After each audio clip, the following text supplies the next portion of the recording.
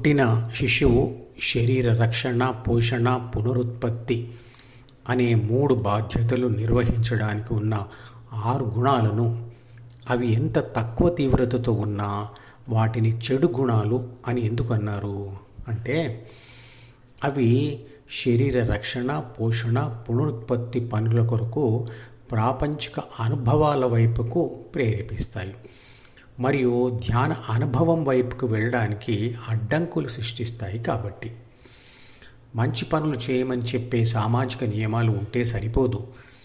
ఆ నియమాలు అతిక్రమించిన వాడికి కఠినమైన శిక్షలు కూడా ఉంటేనే గుణాలు కొంత అయినా సంస్కరించబడతాయి, లేదా ధ్యానం చేస్తే అవి సంపూర్ణంగా సంస్కరించబడతాయి. అందుకే విద్యార్థి దశ నుంచే ధ్యానం నేర్పించాలని మన ప్రధానమంత్రి నరేంద్ర మోడీ గారు అన్నారు.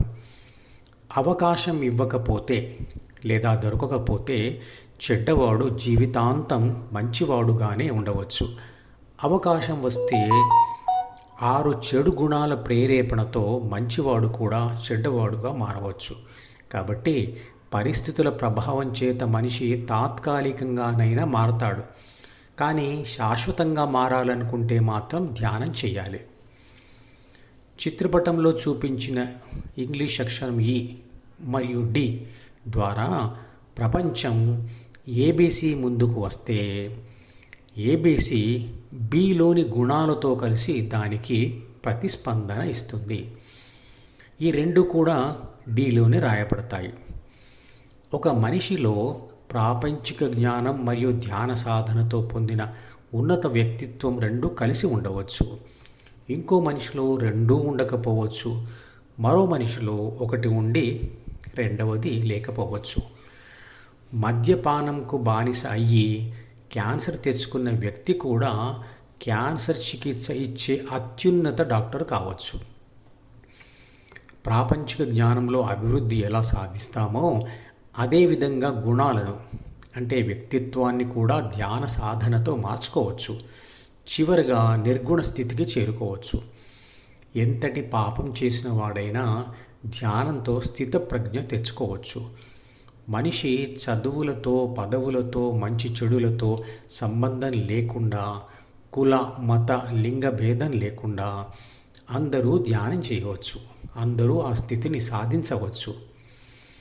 ఈ రోజుల్లో విషాదంలో ఉన్నవారు మాత్రమే భగవద్గీతను చదువుతున్నారు.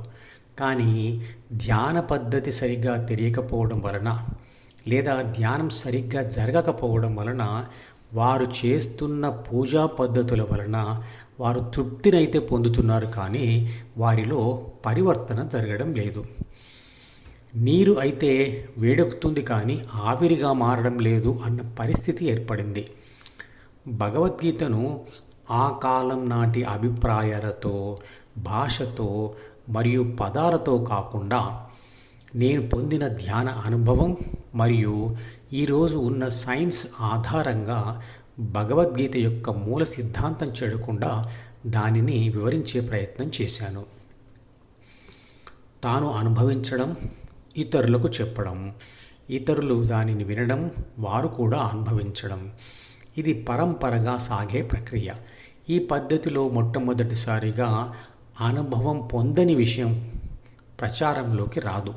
ఒకవేళ వచ్చినా అది అబద్ధపు ప్రచారం అవుతుంది.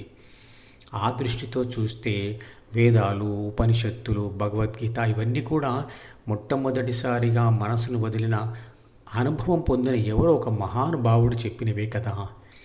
అలాగే తర్వాత తరం వాళ్ళు ఆ చెప్పిన దాన్ని బట్టి అనుభవం పొందుతారు. అంటే అనుభవమే మనకు మొట్టమొదటి ఆధారం. ఈ మధుపదం యూట్యూబ్ ఛానల్ వీడియోని సబ్స్క్రైబ్ చేసి గంట గుర్తును నొక్కి ఆల్ని సెలెక్ట్ చేసి ప్రతిరోజు యూట్యూబ్ ఓపెన్ చేసి అడుగున ఉన్న సబ్స్క్రిప్షన్ బటన్ నొక్కితే అన్ని లేటెస్ట్ వీడియోలు చూడవచ్చు.